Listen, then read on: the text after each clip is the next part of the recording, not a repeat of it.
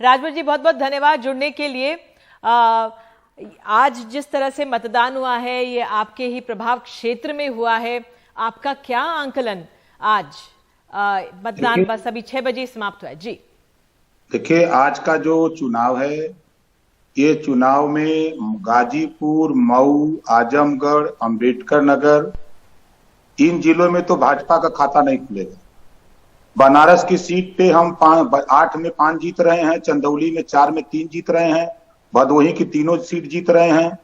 हम आपके मिर्जापुर में और सोनभद्र में भदोही की तीनों सीट जीत रहे हैं। मिर्जापुर और सोनभद्र में हम 1 सीट लड़ाई में हैं। और ये 54 में आप देखिएगा कि हम लगभग 50 सीट जीत रहे हैं। तो 54 में आप कह रहे 50 सीटें जीत रहे हैं, तो बहुत ही आपके खेमे के लिए और आप लोगों के गुट के लिए बहुत अच्छी बात है। लेकिन अगर मैं थोड़ा सा पीछे जाऊं और जो आप इतने बढ़िया जिस तरह से आपका कहना है 50 सीटें जीत रहे हैं, क्या कारण आप इसके पीछे देख रहे हैं? क्योंकि आप तो अपनी सीट में प्रचार करने के लिए नहीं निकले बाहर। राजभर जी, ये बहुत बड़ा सवाल बन गया, क्यों प्रचार करने के लिए आप बाहर नहीं निकले? देखिए, पूरे प्रदेश की जनता चुनाव लड़ रही है और हमारी सीट पर खासतौर से मैं अगर अपनी आपकी आवाज चली गई जी। दूसरे सरकार बनेगी तभी हमको 300 यूनिट बिजली फ्री दोगे। सरकार बनेगी तभी आप हमको जातिवार जनगणना करा सकते हो। सरकार बनेगी तभी गरीबों का इलाज फ्री में कर सकते हो। सरकार बनेगी तभी आप एक समान अनिवार्य फ्री शिक्षा लागू कर सकते हो। सरकार बनाओगे तभी आप हमारे आवारा पशुओं से छुटकारा दिला सकते हो। जहूराबाद से अकेले नहीं आप दिला सकते हो। हम लोग जहूराबाद आपको जिता के भेज देंगे, आप जाओ प्रदेश में सरकार बनाने के लिए मेहनत करो। लेकिन राजभर जी, अगर गंभीरता से भी पूछा जाए, सरकार आप बनाएंगे लेकिन आपको अपने मतदाता तक पहुंचना चाहिए, उसको दिखाना चाहिए, जताना चाहिए कि आप हमारे लिए बहुत अहम हैं। सवाल उठ रहे हैं इस बात पर कि आप क्यों नहीं निकले बाद में? क्योंकि देखिए, आप वो पहले नेता थे जिन्होंने योगी आदित्यनाथ का कैबिनेट 2018 में छोड़ा था, और आपसे ही एक तरह से ये शुरुआत हुई थी, जो पहली बार लग रहा था कि योगी आदित्यनाथ के कैबिनेट से भी क्या लोग निकल के जा सकते हैं। तो आपने एक बहुत चुनौतीपूर्ण कदम लिया था और विपक्ष के हौसले उसी से कुछ बुलंद होने शुरू हुए थे। तो आपका चुनाव प्रचार में नहीं निकलना, आखिरी के कुछ चरणों में सवाल गंभीर उठ रहे हैं। नहीं, देखिए, हमारे विधानसभा के लोगों ने मुझसे ये कहा कि जाओ सरकार बनाने के लिए। जहूराबाद से सरकार नहीं बनेगी, हम आपको जहूराबाद से जितवा देंगे। आप जाओ प्रदेश में माहौल बनाओ। चूंकि प्रदेश में वंचित, पिछड़ा, दलित, अल्पसंख्यक में और सामान्य वर्ग में भी इस बात की हनक पहुंची कि एक नेता कैबिनेट मंत्री से इस्तीफा दे सकता है, जो हमारे लिए वो जब बात जातिवार जनगणना की नहीं मानी गई, घरेलू बिजली का बिल माफ करने की बात नहीं मानी गई, एक समान अनिवार्य फ्री शिक्षा की बात नहीं मानी गई, सामाजिक न्याय समिति की रिपोर्ट लागू करने की बात नहीं मानी गई, प्रदेश में अमन चैन कायम करने की बात नहीं मानी गई, तो इन सब मुद्दों को लेकर हमारा नेता इस्तीफा दिया है। तो हमारा नेता हमारे लिए लड़ रहा है, तो हम नेता के लिए लड़ेंगे और सरकार बनाने के लिए नेता को फ्री छोड़ दिया। और जहूराबाद की जनता ने मुझे फ्री छोड़ दिया कि जाओ विभिन्न विधानसभाओं में आप काम करो, मेहनत करो और सरकार बनाओ।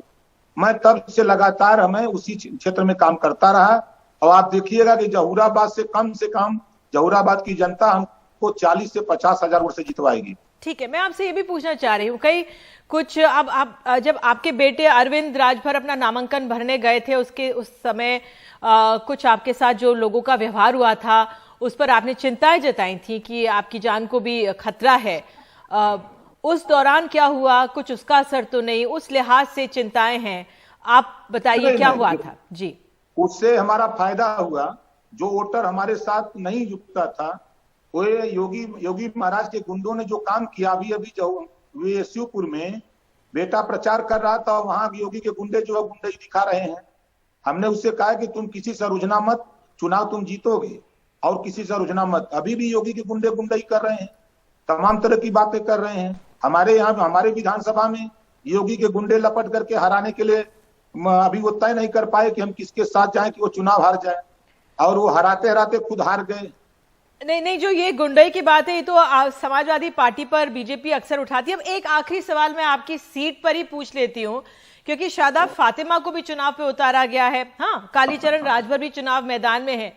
तो आपकी सीट पे कहा जा रहा है वो जो उतरे हैं बसपा की तरफ से, क्या आपको लगता है कुछ मुश्किल होगी? जो आपको फायदा, जो आप कह रहे हैं 40-50 हजार वोटों का आपको फायदा होगा, क्या उसको तो नहीं कम करेंगे वो?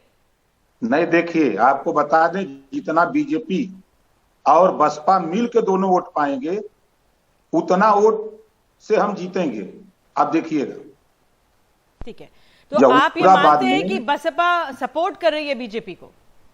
अरे भाई, टिकट आपकी आवाज जो है बसपा में मिलता है, और बसपा से राजभर का टिकट काट करके बीजेपी से राजभर को टिकट दिया गया। इस उद्देश्य से दिया गया कि शादाब फातिमा मुसलमानों का वोट पा सकती है, राजभर को मुसलमान बसपा को वोट नहीं देगा। इस नाते चेंज करके बीजेपी के लोगों ने ये चाल चला, लेकिन इनका दाव उल्टा पड़ गया। इनका दाव इतना उल्टा पड़ गया कि आप देख लीजिएगा। अब चूंकि हमारी बात, मैंने 3 साल पहले कहा था कि हम भारतीय जनता पार्टी को सत्ता से बेदखल करूंगा। अब आज वो दिन खत्म हो गया, आज वो हमारी मनोकामना पूरी हो गई।